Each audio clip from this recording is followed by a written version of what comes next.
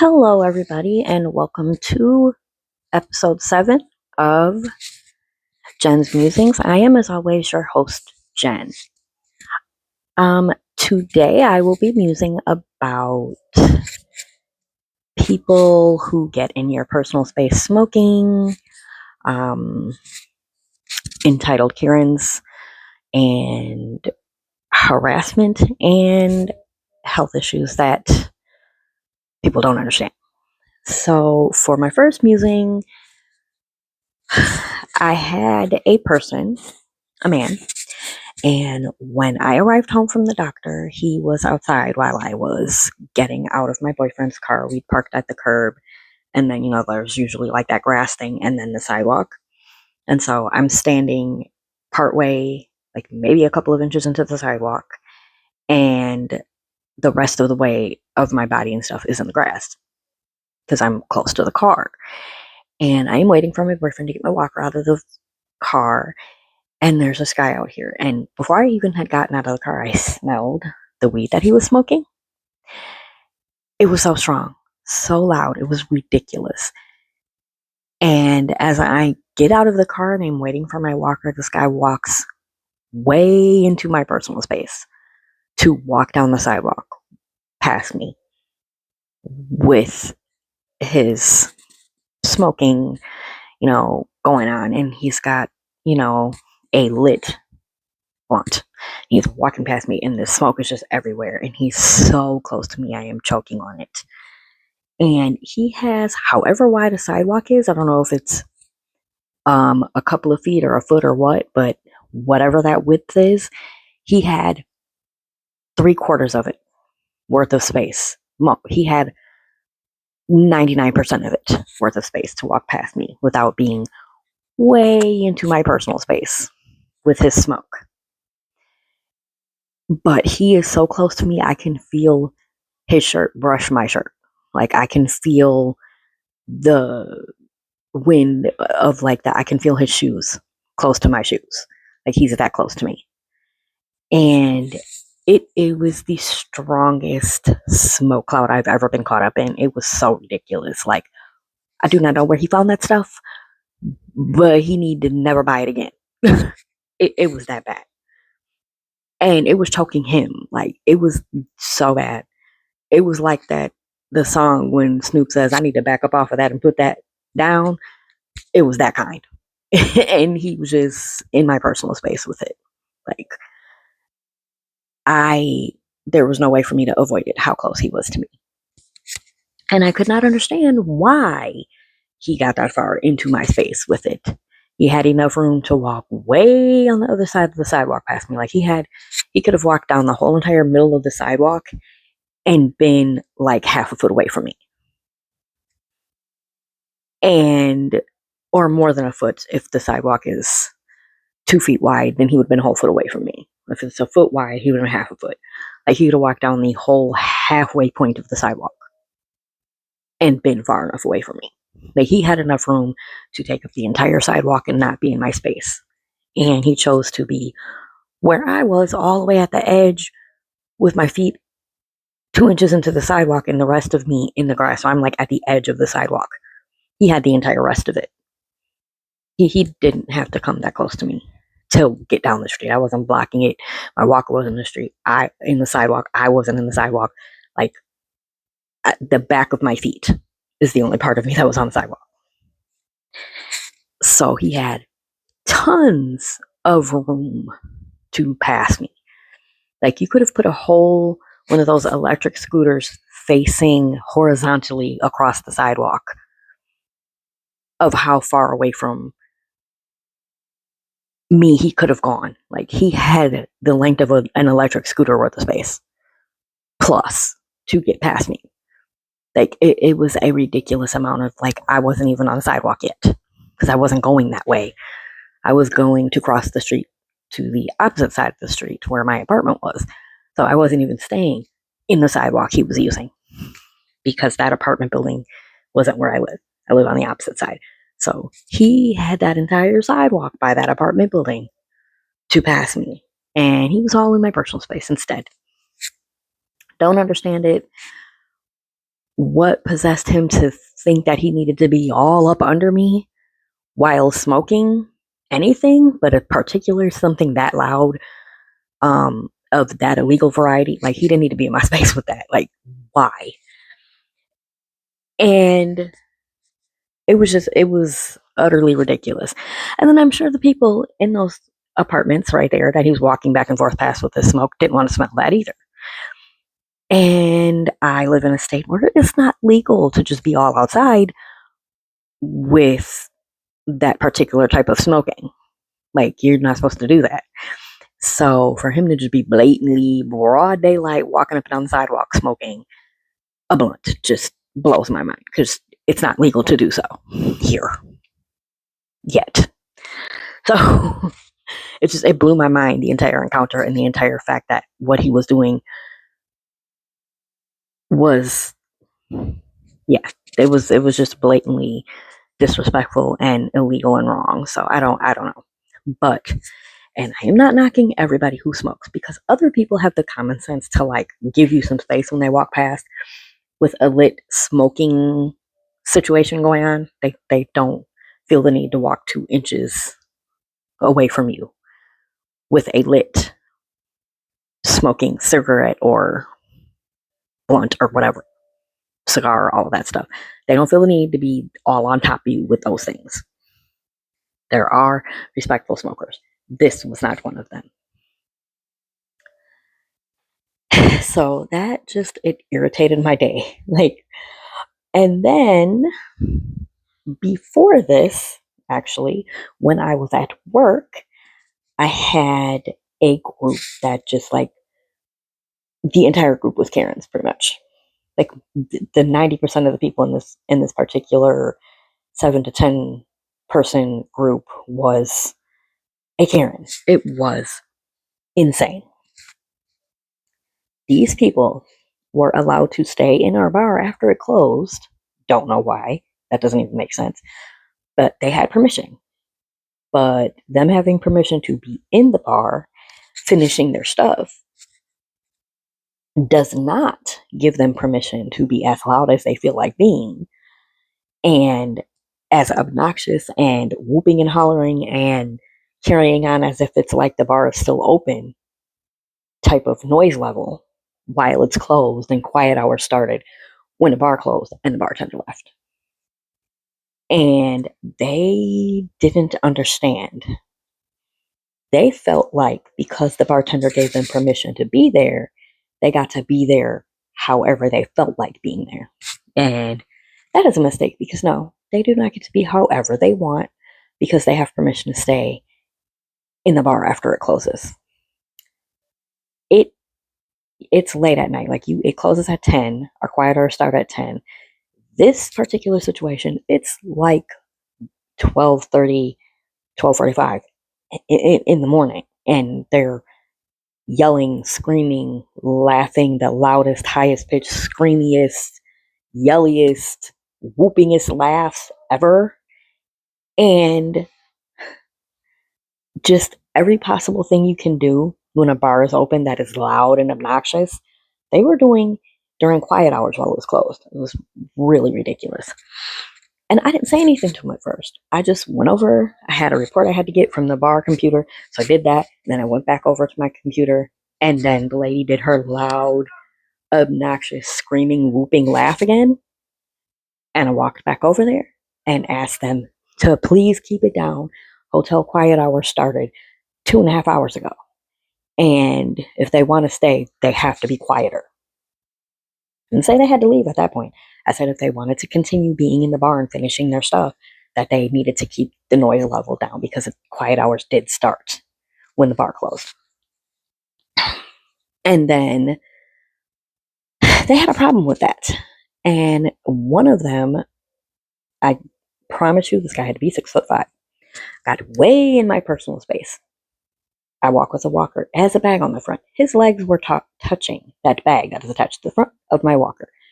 That's too close to me. That's like you have your legs on my legs, pretty much.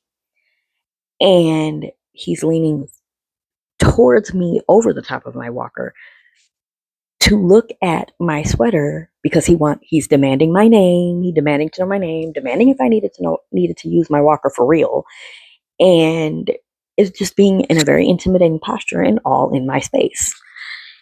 And I walked away. I let them know, hey, just because your room is somewhere you didn't want it to be at, it's noisy, and you're by your room, the ice machine's noisy, the street's noisy, doesn't justify you to be in the bar being noisy and not stopping it when asked. That doesn't give you the right to do that. If your room is bothering you, if it's in a too noisy of a spot, we can move you somewhere quiet, but that does not give you the right to be in the bar after quiet hours making a ton of noise. And then he's telling me, well, your walker's noisy. Well, the people yesterday were being noisy. Those other people are in the lobby. They're not being quiet. First of all, nobody else was making as much noise as them. Second of all, I had just told everybody to be quiet in the lobby because it was after quiet hours. And the conversations were getting a little louder. You know what I mean? And the people that were in the lobby part were closer to the guest rooms. And so I had already told them, hey, the guest rooms are right here down this hallway. Shh, please be quiet. But these people were hooping, hollering, and making 3 times as much noise as the talking people over by my front desk. And so, but I let them know that it does not justify you violating quiet hours in the hotel, making as much noise as you are making, which is way more noise than anybody else is making, way more noise than you would make or you would expect anybody else to be making if your room was right there at the top of that hallway in the first floor. Now, you said your room is on the first floor, but it's at the far end of the first floor. But if you were in your room right now and somebody else was doing what you're doing, you would not be happy with that. So you don't get a pass to do that to other people because somebody was doing it to you yesterday, or because, you know what I mean? That's not okay. So, and I told them, if you want your room to be somewhere quieter, I can move it. But what it doesn't do is make it okay for you to be in the lobby being loud, because it doesn't even make sense to be complaining about noise by your room, which is on the same level as the bar, while you're in the bar doing the very thing to the rest of the people in the hallway where your room is that you don't want people doing to you. So, no, we're not going to do that. So, if you have a problem with your room being by the highway, I can move it. But what I'm not going to do is let you be loud because of that.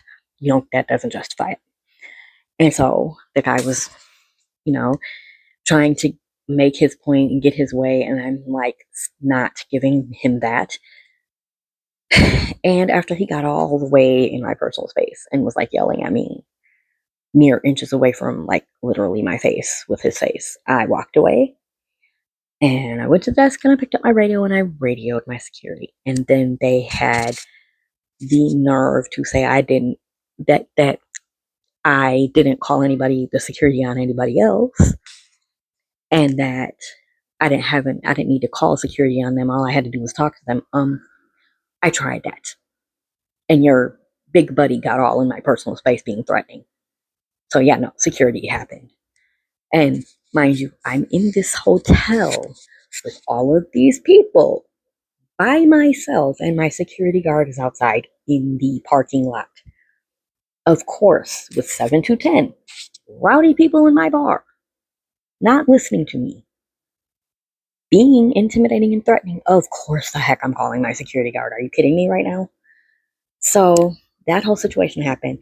And then this lady in the group took it upon herself to come up to me at my desk and other places in the lobby more than once to tell me, I'm not telling this other people to be quiet. I'm not doing this. I'm not doing that.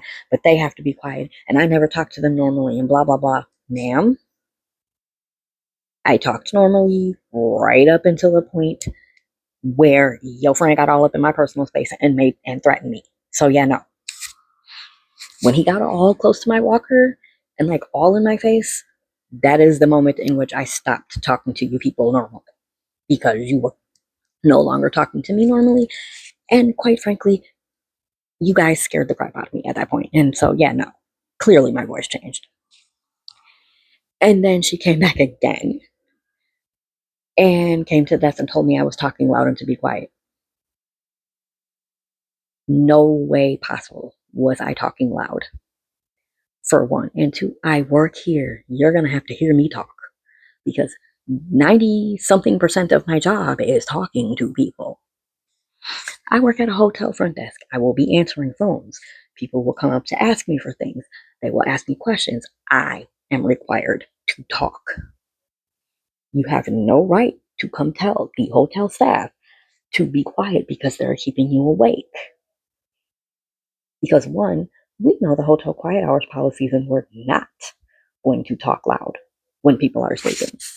And for two, we work. It is our hotel. Like, we run the whole thing. We're the ones who have to enforce the rules. So yeah, talking is going to happen from the staff.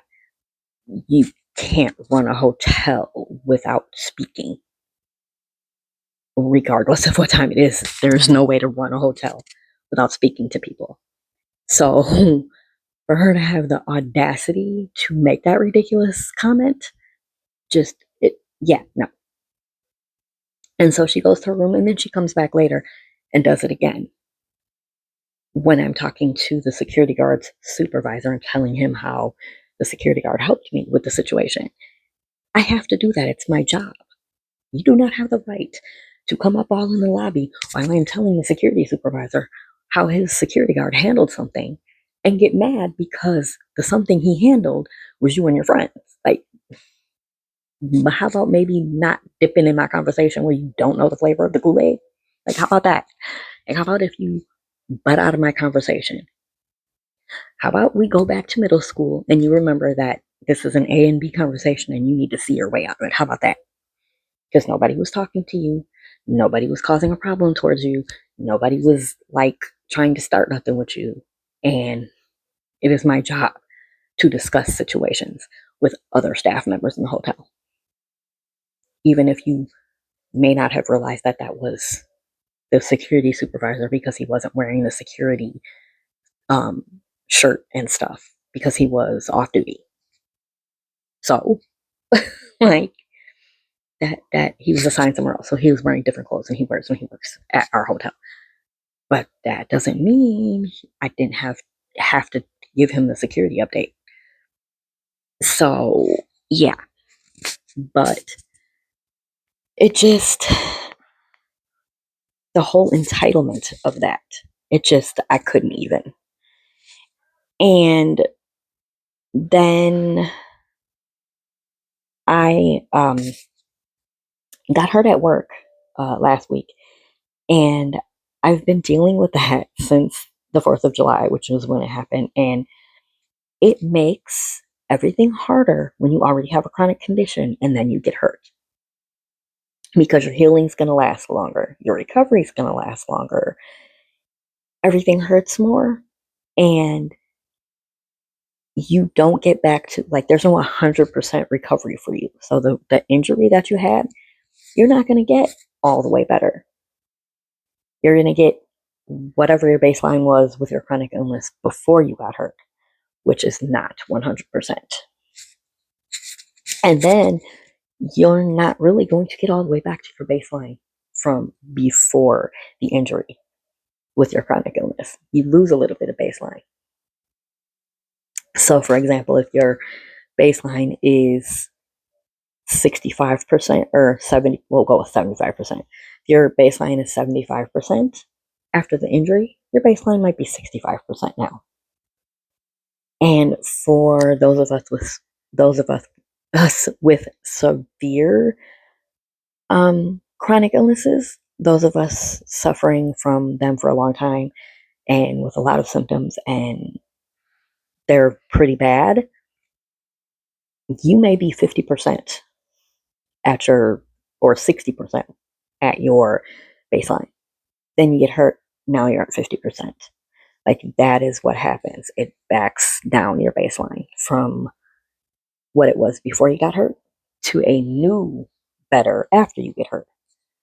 And The more times you're injured, the more that happens. So it's not a good thing. And it's not a recovery straight from, hurt to 100% better.